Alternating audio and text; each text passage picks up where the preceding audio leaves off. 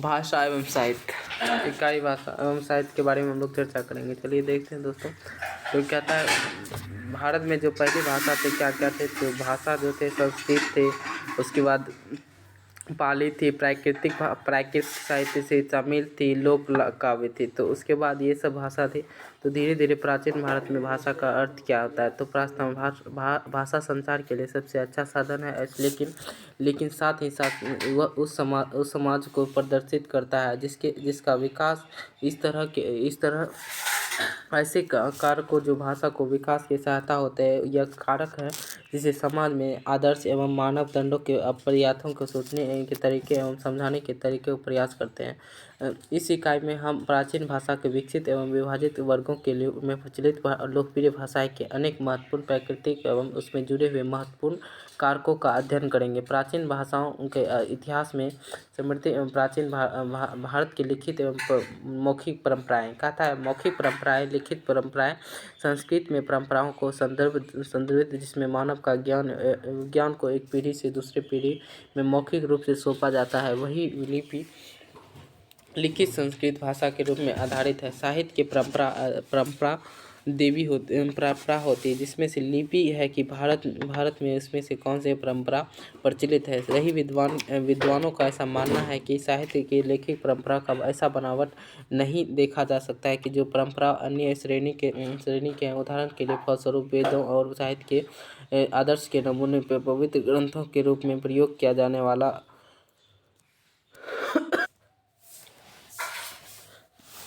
यही कारण है कि वेदों और मौखिक ग्रंथों प्रचलित मुख्य रूप से कर्ण निम्नलिखित में पांडुलिका के रूप में जाना जाता है। ऐसे संदर्भ में कैसी रचना उत्पत्ति प्रणाली एवं संरचना की प्रणाली के रूप में अंतर करने की आवश्यकता होती है। उदाहरण के लिए मध्यकालीन भारतीय में भक्तियों एवं संतों का वैश्वन एवं कई रचना को संभवित मौखिक रूप में रचना की गई, जो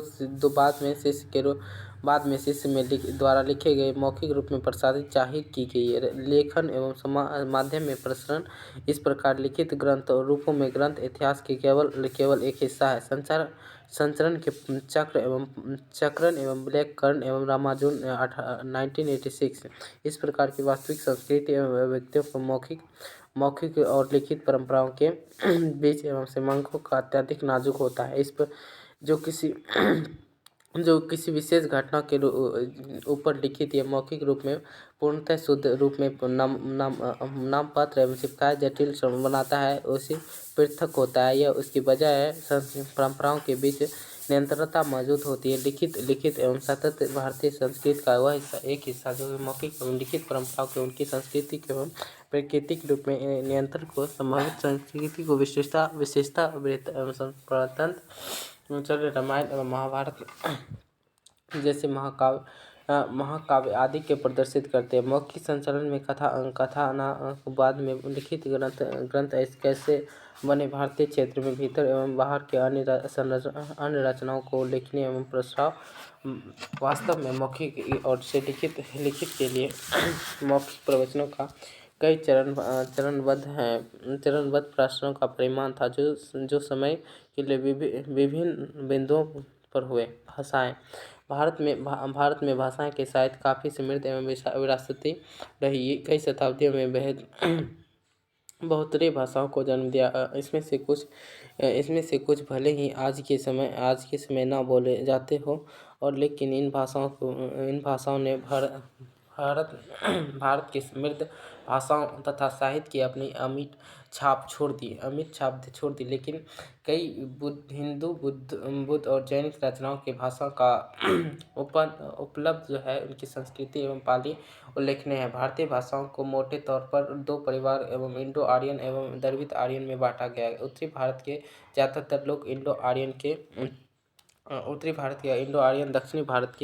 दक्षिण द्रविड़ की भाषाओं को विकसित हुआ। जैसे बल्कि परिवारों द्वारा प्रभावित संस्कृत भारत में आर्यों को इंडो आर्यन भाषा कहते हैं। चौथी अवस्था में से प्रणाली के धीरे धीरे मानकीकृत एवं अध्यात्मिक व्याकरण में से सुशोभित या उच्च वर्गों के लिए जातियों की भाषा की गई। सदियों तक यह भाषा राजदरबारी भाषा बनकर रही और इसका ज़्यादातर प्रयोग साहित्य एवं उपदेशों में होता था।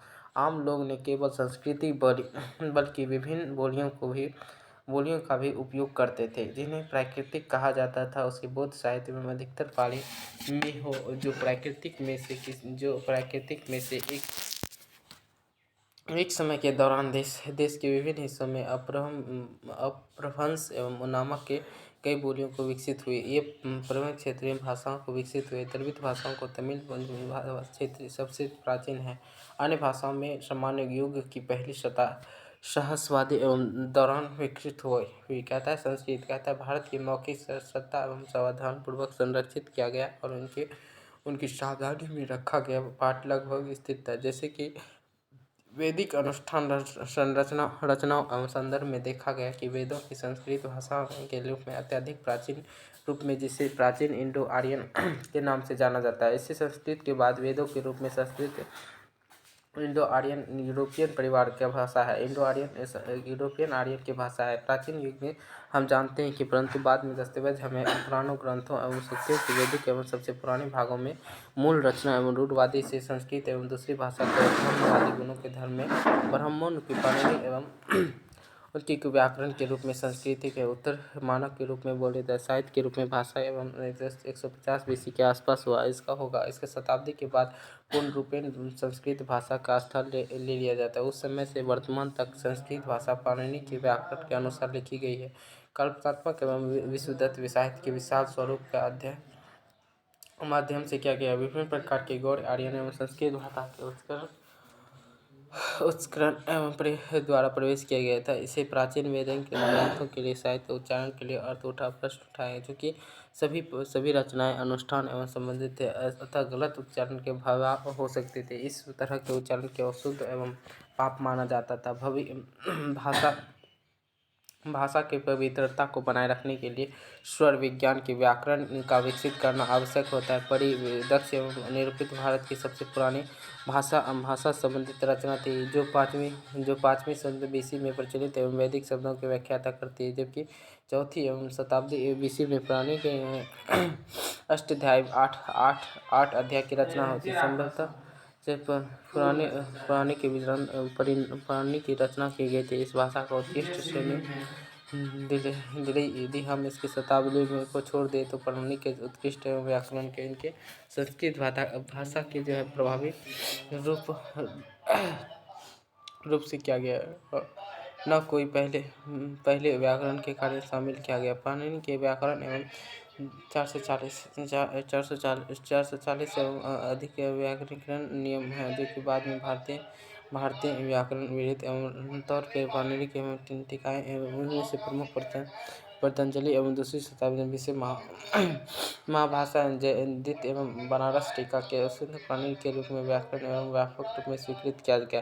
कहते पाणिनि के रूप में पाणिनि के साथ ही भाषा भी स्थापित हो गई। साथ ही साथ उनके बनाए नियमों के अंतर्गत उनके विकास हुआ और पाणिनि के पश्चात उस भाषा का प्रतिष्ठित एवं शुद्ध संस्कृत कहा गया है। जैसे कि इस प्राकृतिक एवं विपरीत लोकप्रिय बोलियों में स्वाभाविक के रूप में विकसित हो गई। ये पाणिनि के रूप में कार्य मुख्यतः उस भाषा को लिखित भाषा पर आधारित है जो उत्तर पश्चिम में वो बोली जाती है। शेल्डन पार्कर ने अपनी किताब the lovers of the gods in the worlds of man, saints culture and power in the great and modern India के रूप में आधुनिक भारत की संस्कृति तथा शक्ति को परिवर्तन की 2 चरणों में विभाजित किया था। इसका पहला चरण सामान्य युग एवं के प्रारंभ में, जिसे संस्कृति वैदिक भाषा से मानकर एवं धार्मिक प्रक्रिया तक सीमित रखा गया, और इसके बाद में साहित्य एवं राजनीतिक अभिव्यक्तियों के लिए पुनर्निर्माण एवं उनके अनुसार विकास के लिए कार्यक्रम को जन्म दिया गया। इसके फलस्वरूप संस्कृत के साहित्य एवं संस्कृति के अफगानिस्तान के जवाब संपूर्ण दक्षिण एशिया में फैल गई। दूसरे चरण में इसकी जब स्थानीय भाषाओं को साहित्य के रूप में देखकर पहचान मिली, तो संस्कृत की कविताओं में राजनीतिक दोनों ही क्षेत्रों में इसकी चुनौती दी। अंतिम रूप से स्थानीय भाषा की संस्कृत रूप में स्थान ले लिया, जहाँ संस्कृत के उच्च वर्ग की भाषा थी, जिसे प्राकृतिक पढ़ लिखे आम भाषा के रूप में जानी जाती है। प्रचलित भाषा साथ मिली। नीचे दिए गए सबसे महत्वपूर्ण बौद्धों की धार्मिक भाषा वह भाषा जिसमें पवित्र बौद्धों के पुराणों एवं संग्रह किया गया था। भाषा की साहित्य संस्कृत साहित्य कहा जैनों के पवित्र ग्रंथों से लिखी गई संस्कृत भाषा का उपयोग नहीं है, किंतु मध्य पूर्व भारतीय बोली के दो विधियाँ संस्कृत प्राकृतिक भाषाओं का विभाजित है। जैन प्राकृतिक मध्य में अध्ययन की पुरानी भाषाओं जैन महाराष्ट्र एवं भाषा का जैन पादरी के टीकाओं एवं धार्मिक कविताओं पर लिखी गई इस भाषा का प्रकृति मिलती जुलती थी। इस प्रकार इस्तेमाल सहायक होते थे। धर्मनिरपेक्ष लेखन के लिए किया गया था। महाराष्ट्र एवं मराठों का क्षेत्र उसकी भाषा संयुक्त एवं सुरेशन बोली जाने वाली राजधानी मथुरा कहता मगध एवं उनके वर्ग के लोग नाटक मगधी बोलते थे। कहता है 85 भाषा के भारत में निम्न वर्ग के लोग नाटक बोली जाती थी। शब्द पिचस बोली की शाखा थी। यद्यपि भारत की इसे असुरों की भाषा पिचास के रूप में उल्लिखित है। गठन पुस्तक की विस्तृत संरचना एवं गठित भाषा के जो साहित्य के रूप में किया गया। अंतर अपहरण कविता के रूप में किए गए थे। प्रमुखों को साहित्य एवं प्राकृतिक एवं पाली बता बौद्ध के समय पर भाषाएं के जो बोली जाती थी प्राकृतिक तुलना में बहुत सरल थे। प्राकृतिक जो थे बौद्ध के समय बोली जाने वाली भाषा जो संस्कृत की तुलना में बहुत सरल थी वे प्राकृतिक थी। कहता है प्राकृतिक जनता के लिए प्राकृतिक बोलचाल की भाषा है। इसका उपयोग उपमहाद्वीपों के विभिन्न साहित्य एवं ग्रंथों के उत्पादन से दूसरी या तीसरी शताब्दी में के दौरान क्या था। इस भाषा का इस्तेमाल पहली 4 या 5 शताब्दी से समस्त दक्षिण एशिया के सत्तात्मक रूपवादी राजवंशों के द्वारा विभिन्न शिलालेखों के निर्माण में किया गया।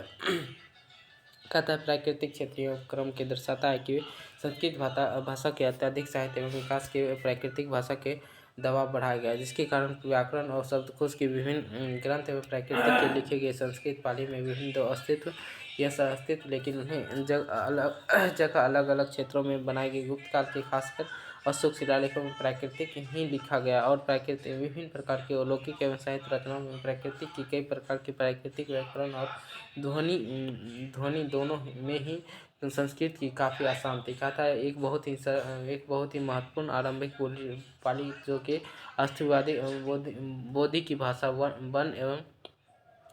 बन गई और बोधि के उपनयन मगधी के समय, लेकिन सिद्धांतों के समय स्थानीय बोली को तर्जुए एवं स्थिरता लाई। भाषा के चयन के लिए पश्चिमी एवं संबंध का संचयन किया गया था। संबंध सांची का उदय पाली के समय स्थानीय भाषा के प्राकृतिक एवं सीमित थे। जैन धर्म के ने बौद्ध संस्कृति व्यवहार एवं आदिगमावी भाषाओं को रचनाओं के लिए अपनाया गया। हालांकि दूसरे शब्दों में आसपास से बौद्ध ग्रंथ एवं उत्तर भारत के लिए और लेकिन इसका स्पष्ट नहीं हो पाया कि अगधी एवं शासी पश्चात एवं पाली के रूप में क्या गया। पाली जो है बौद्ध धर्म के संस्कृत में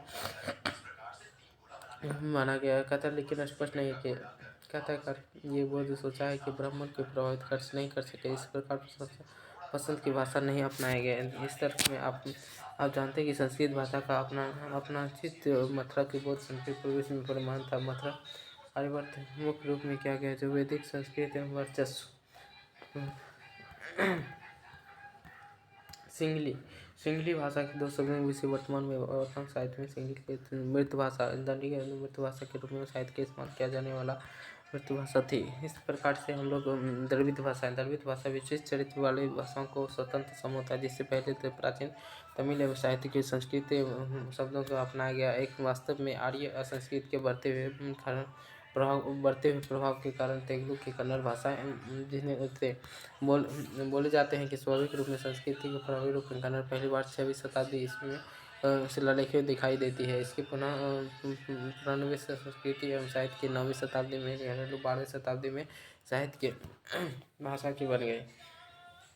चलिए दोस्तों।